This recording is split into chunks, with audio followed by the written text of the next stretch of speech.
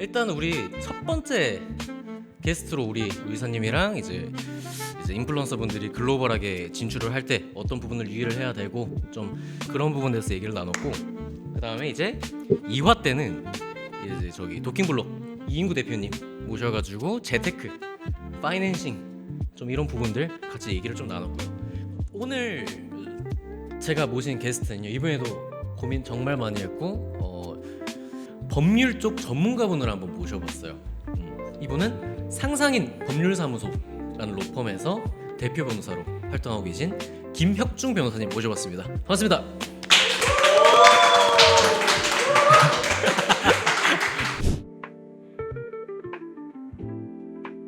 굉장히 열렬한 한우에 좀 부끄럽네요. 네.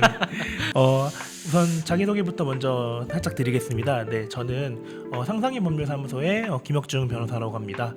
지금 상상인 법률사무소의 이제 대표 변호사로 재직하고 있고요. 저는 지금 변호사랑 변리사 라이센스 2개를 이제 같이 보유하고 있고, 저희 사무소는 기본적으로 IP, 지적재산권 관련 분야, 그리고 이제 기업 법무 관련된 분야들을 이제 메인으로 하고 있습니다. 이런 크리에이터 분들의 뭐 전문 변호사라고 얘기하면 좀 제가 조금 부끄러울 수는 있겠지만, 그래도 주변에 있는 그 어떤 이제 변호사님들보다는 이제 아무래도 많은 사례들로 통해서 조금 대응을 하는 부분이 있다 보니까 좀 전문성이 있다고 또 인정해줘서 대표님께서 이렇게 초대해 주신 게 아닌가 싶습니다. 이번 뒷담화 같은 경우에는 좀 여러 가지 전반적인 산업적인 부분도 물론 같이 다루겠지만, 이제 인플루언서 분들이 소속사가 없으신 분들도 되게 많으시단 말이에요. 부업으로 하시는 분들도 계시고. 근데 그런 분들이 아무래도 법률 자문을 이제 월빌링으로 받기엔 좀 부담스러우실 수 있잖아요. 그렇기 때문에 또 이제 유튜브의 순 기능이죠. 좀 여러 가지 좀 정보들을 한번 정리해서 한번 전달드리는 좀 그런 시간이 될 것 같아요. 네. 일단 첫 번째 질문이에요. 네. 어떻게 보면 되게 원초적인 부분에서 시작을 하는 건데, 인플루언서 분들이 이제 컨텐츠를 제작할 때 틱톡 같은 경우에는 뭐 챌린지 같은 경우에는 가요를 막 쓰고 춤을 추고, 뭐 노래를 삽입할 수도 있고, 아니면은 뭐 해외 어떤 컨텐츠를 벤치마킹해서 좀 카피를 할 수도 있고, 이제 그런 사례들이 종종 보이는데, 이때 이제 저희 인플루언서 분들 중에 좀 내가 만든 컨텐츠가 내가 100% 주인이 맞나? 라는 좀 질문을 좀 주세요. 여기에 대해서 혹시 조금 어떻게 생각하세요? 어떤 크리에이터 분이 컨텐츠를 만들어서 이제 올렸습니다. 그렇다면 그 컨텐츠를 만든 순간부터 저작권은 발생이 되는 거예요. 그러면 거기에 있는 모든 구성이 나의 권한이냐? 그렇다면 그렇진 않죠. 예를 들어 음악이 다른 사람의 음악이 들어갔다라고 한다는 것은 사용 허가를 미리 받은 거에 대해서 저희가 사용을 하는 것뿐이고, 그렇기 때문에 저희 영상에 들어가져 있는 어떠한 타인의 음원이 들어갔다고 해서 그 음원마저 우리 거다라고 저는 볼 수가 없는 것이죠. 자기의 뭐 얼굴이랄지 아니면 그 안무랄지 구도랄지 뭐 편집 방법이랄지 이런 부분에 대해서 창작적인 부분이 있다고 된다면 그 부분에 대해서 보호를 받을 수 있고 권리를 가질 수 있는 부분인데, 최초로 창작된 그런 부분들, 다른 사람들의 권리에 기반하지 않은 것들을 이제 보호받을 수 있는 범위라고 생각해 주시면 될 것 같습니다. 그러니까 굳이 뭐 저작권 협회나 이런 게 등록을 하지 않더라도 그 자체에 이제 권리가 카피라이트라는 게 일단 발생을 할 수 있다. 맞습니다.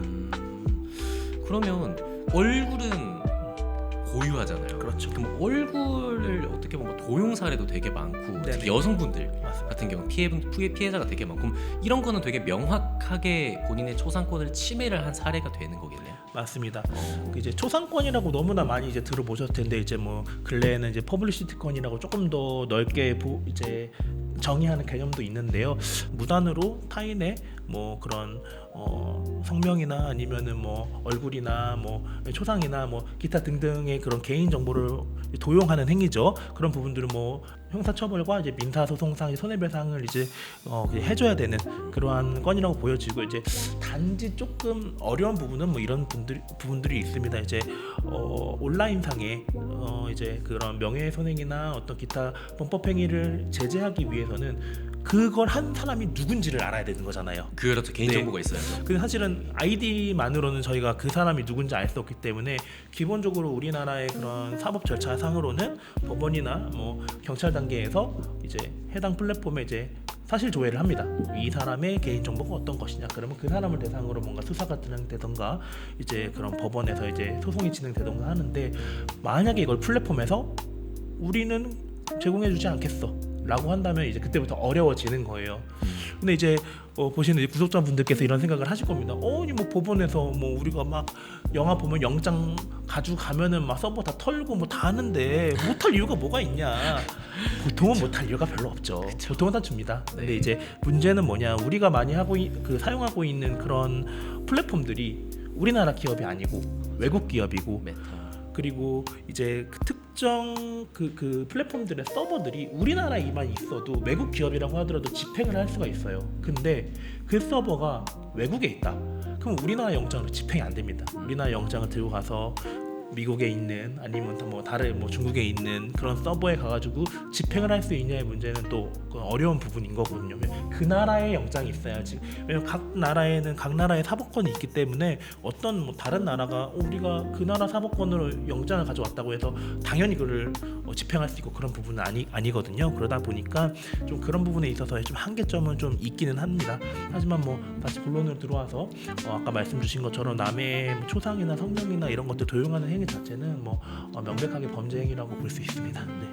남의 이제 얼굴을 활용을 하거나 그걸로 이제 범죄에 활용을 한다든지 그런 것들은 당연히 초상권 침해의 네네. 영역이기 때문에 범죄에 들어가지만 네네. 서버 자체가 해외에 있거나 네네. 막 그런 상태가 되면은 당연히 물리적으로 갈 수가 없으니까 네네. 좀 거기에 대한 한계가 분명히 있다.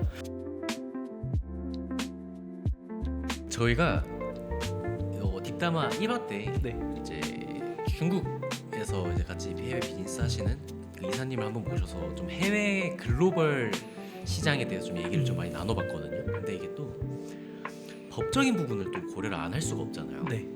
그러니까 한국 콘텐츠, 한국 IP가 해외로 나갈 때 네. 뭐 소위 말해서 좀 뭐 요즘에 한국에서 어떤 콘텐츠, OTT 콘텐츠를 만들었는데 그걸 그대로 해외에서 막 카피를 한다든지 뭐 이런 여러 가지 문제들이 막 있는 것처럼 네네. 한국 콘텐츠가 해외로 나갈 때 생기는 좀 문제들이 좀 있나요? 기본적으로 저작권 같은 경우는 아까 전에 말씀드렸지만 이제 그 작성하는 순간 발생하는 권리고, 그것이 뭐 어느 나라의 대상으로 행사할 때 별도로 절차를 밟아야 되는 것들은 없어요. 그렇기 때문에 만약에 그 콘텐츠가 예를 들어서 다른 나라에서 내 콘텐츠를 동일하게 표절해서 만들었다라고 했을 때는 저작권법 위배가 맞긴 합니다. 저작권 침해인 거죠. 근데 이제 문제는 뭐냐면 이제 해외에 있는 그 특정인한테 뭔가의 소송을 걸고 진행을 할 때 이제 우리나라 사람이 아니기 때문에 국내법이 적용되지 않을 가능성이 굉장히 높아요. 그래서 이제 그런 경우에는 보통은 이제 그 속주주의라고 해서 그 나라의 법률에 따라서 이제 해야 되는 경우들도 상당히 있거든요. 그렇기 때문에 조금 이제 제재할 수 있는 부분에 대해서 좀 이제 어려움들이 있습니다. 그래서 결과적으로는 이제 해외에 있는 그런 나의 그 저작권을 침해하는 사람한테 법적 분쟁을 이제 제기를 해서 해결하는 거는 이제 엄청난 시간과 비용이 들 수 있는 일이다라고 이제 보시면 될 것 같습니다. 네네. 말 그대로 해외로 나가는 거니까 네네. 당연히 여러 가지 절차가 좀 더 추가가 될 수밖에 없을 거고. 네네. 그럼 반대로 좀 그럼 현실적으로 그 사전에 그런 문제들을 방지할 수 있는 그런 방어 체계 같은 것도 있나요? 아까 전에 말씀드리는 건 이제 어떤 특정인이 이제 그런 우발적으로 아니면 우리가 예상하지 못하는 그런 상황에서는 사실은 뭐 미리 어떤 거를 많이 준비한다 해서 쉽지는 않을 수는 있어요. 근데 이제 보통 어떤 상황이냐면 아까 말씀 주신 것처럼 우리나라의 특정 IP, 상표, 브랜드 이런 것들이 유명해져서 이제 해외에서 우리의 이런 제품을 유통하거나 아니면 우리 브랜드를 사용하고 싶은 이제 해당 나라의 그 기업이랄지 아니면은 중간에 이제 그 에이전트들이 붙어가지고 일들이 진행되는 경우들이 많다는 것이죠. 그런 경우에는 이제 미리미리 좀 준비해서 분쟁을 막거나 분쟁이 있을 때 유리하게 갈 수 있는 그런 방법들이 존재합니다. 계약서를 작성을 할 때도 어떤 식으로 작성을 하냐면 이제 거기서는 저희가 이제 총판 계약서 같은 것들을 이제 작성을 해서 나가는데 우리가 권한을 주는 범위, 지역 그리고 목적까지도 완벽하게 픽스해가지고 그거를 작성을 해서 나가야 됩니다. 그렇지 않으면 그쪽에서 나는 이 나라에 지금 유통을 할 수 있는 그 어때면 총판이잖아요. 그쵸. 총판에 대한 권리를 다 받았으면 우리가 마음대로 쓸 수 있는 거 아니야?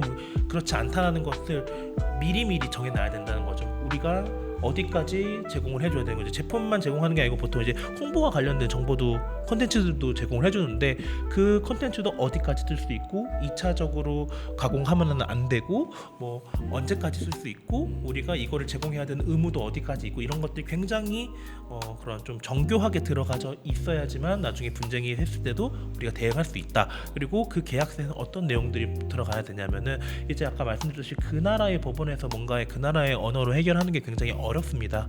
그렇기 때문에 뭐 이제 관할법을 뭐 우리나라 내지 아니면 뭐 우리나라의 뭐 원위 법원 내지 아니면 이제 뭐 국제상사중재원이랄지 아니면 한국에도 이제 상사중재원이 있거든요. 상사중재원 같은 경우에는 이제 보통은 소송 같은 건 30년대 거기는 단심으로 끝납니다. 그러니까 그런 거기서 해결한다는 식으로 이제 그 조항을 넣으면 소송으로 가지 않고 그쪽으로 가서 이제 그런 분쟁 같은 것들이 조금 해결될 수 있는 그런 여지들이 있기 때문에 문제가 생겼을 때 대응하기가 좀 더 유리하다는 것이죠. 그래서 그런 뭔가 해외로 나가는 비즈니스를 할 때는 그런 계약서에 아까 제가 방금 말씀드린 내용들이 좀 명료하게 있으면 문제가 발생하는 걸 예방할 수도 있고 문제가 발생했을 때도 조금 더 적은 시간과 비용을 들여서 해결할 수 있는 그런 좀 전략이 될 수 있다라고 생각합니다.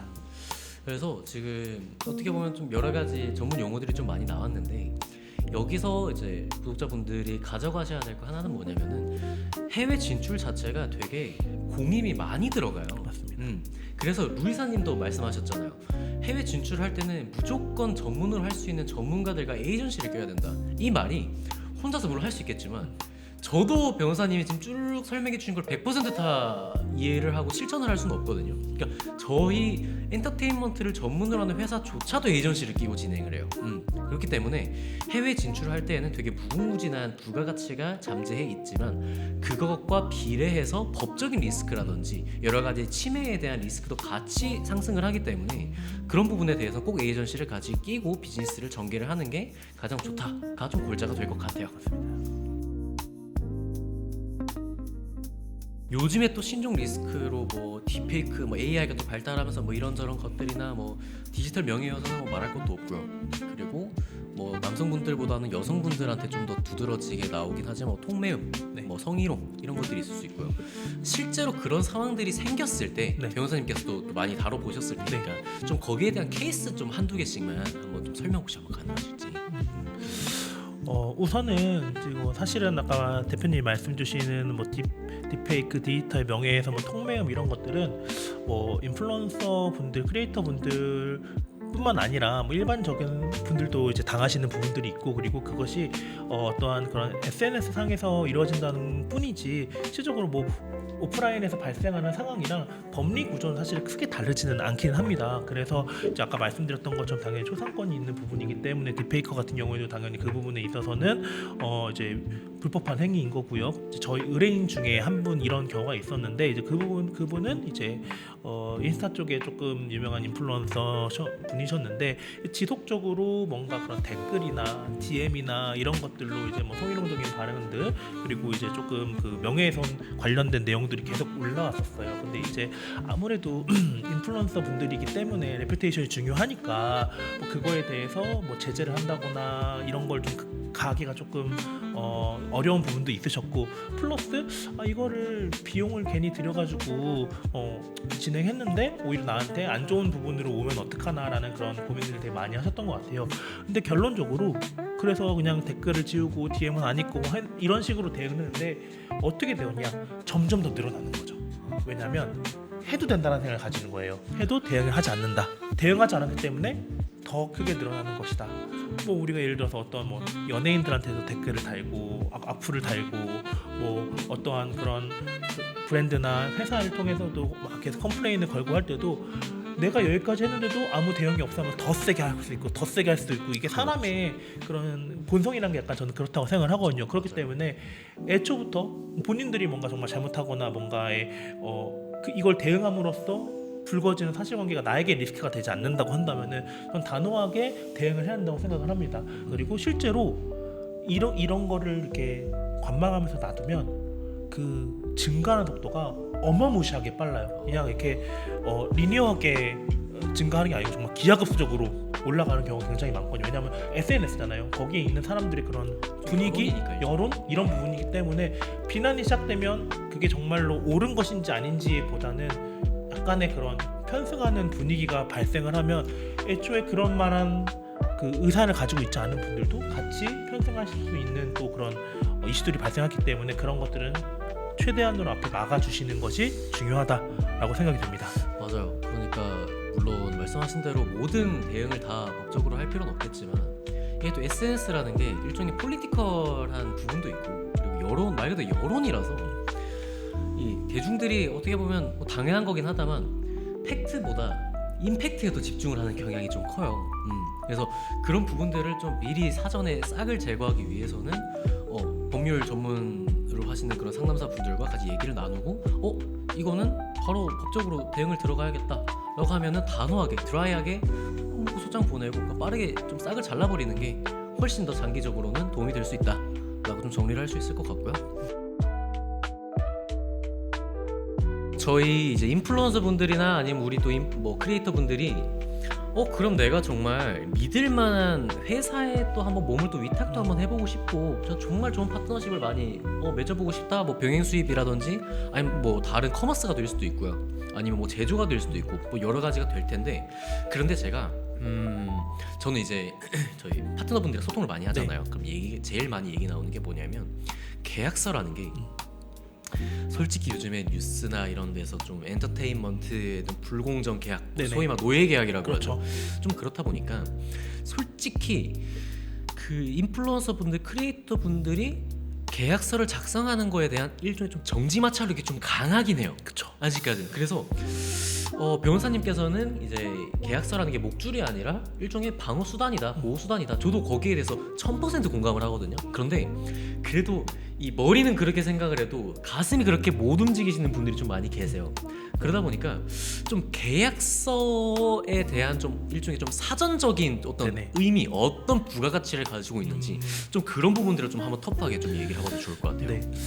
우선은 앞서도 잠깐 말씀드렸지만 계약서는 이제 서로를 보호하고 서로를 공격할 수 있는 수단이 되는 겁니다. 아무 수단이 없으면 사실 체급이 작은 사람들이 무조건 불리할 수밖에 없겠죠.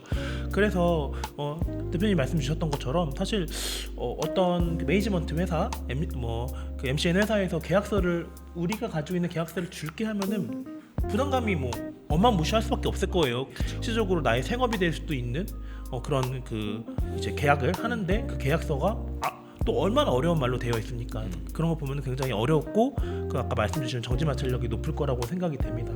그런데 제가 계속 쌍방에 대한 보호 수단이 될 수가 있다라고 말씀을 드리는 것이 어떠한 문제가 발생했을 때 누가 책임을 질 것인지 아니면은 이러한 어떤 분쟁이나 아니면 어떤 이슈가 생겼을 때 우리가 중도에 계약을 해지할 수 있는지 아니면 수익을 우리가 배분하기로 했는데 그 수익 배분의 기준이 어디인지 이런 것들이 굉장히 명확하게 들어있지 않으면 서로 분쟁이 생길 가능성이 굉장히 많다는 거죠.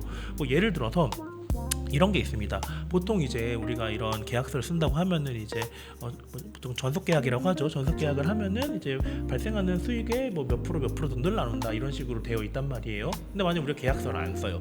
그리고 이미 돈을 어떠한 공동 협업으로 해서 매니지먼트사랑 크리에이터랑 해서 돈을 많이 벌었어요.